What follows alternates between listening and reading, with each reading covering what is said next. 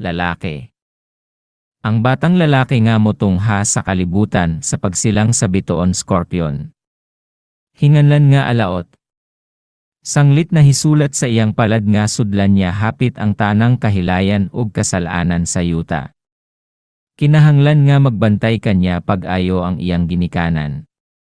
Iampo siya sa Dios aron motipas ang iyang dalangikan sa kahilayan ngadto sa katarong. Kutob sa makapuling buhat nga iyang buhaton kinahanglan puuhon sa ginikanan. Tag-as og sulti, siya magpaila nga siya ang hari sa tanan.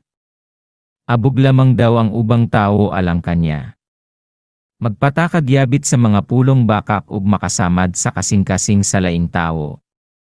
Maayong mo patuso-tuso. Tigpahitaas. Ang kaigmat sa iyang utok gamiton lamang sa sugal og pamabaye. Sa gamay pa magpadayag na sa salawayong paagi sa pagpangawat. Ilhon nga pangulo sa mga bata nga mahilabtanon sa butang sa laing tao, kung tunay ang pag-ampo sa iyang ginikanan sa atong manunubos. Ingon man kon manlimbasog kining bata sa pagbuhat sa daotang kinaya. Siya mahimong tao nga dungganon og inila. Ang iyang kahait sa salabutan maoy hinagiban batok sa kaburong. Makabuot niya ang hataas nga kaalam.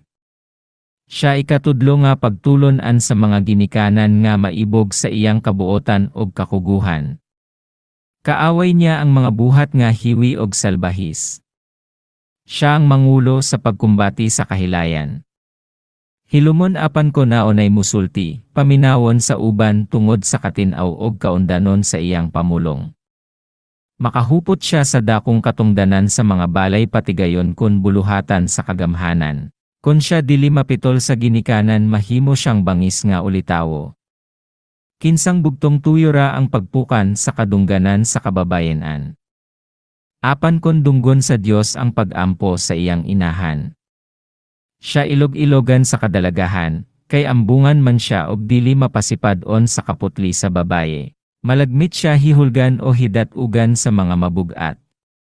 Busa siya maglikay aron siya maluwas sa kalit na kamatayon. Modangat siya sa ika-67 ka tuig na panuigon.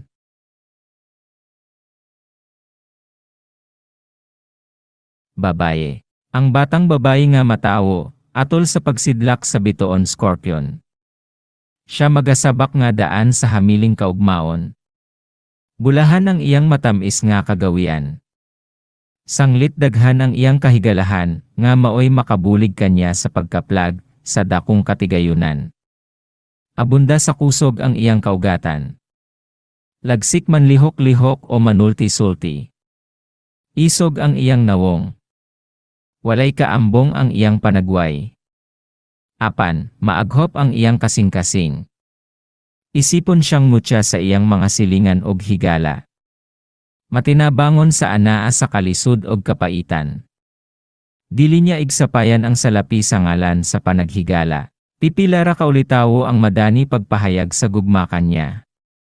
Apan kining mga tawhana tinamud sa katilingban. Maayog pamarog og katahaan. Kining babayhana dili maantigong muluib. Kon mahimong asawa.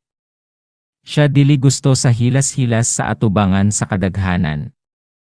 Masuko kon paraygan sa iyang bana sa atubangan sa mga tao. Sulundong asawa og makugihong inahan, makatilaw siya sa daghang samad, nga magagikan sa nagkalain-laing hinungdan. Kon makusog ang iyang naturalisa, mupuyo siya dinhi sa silong sa langit sulod sa 77 ka tuig.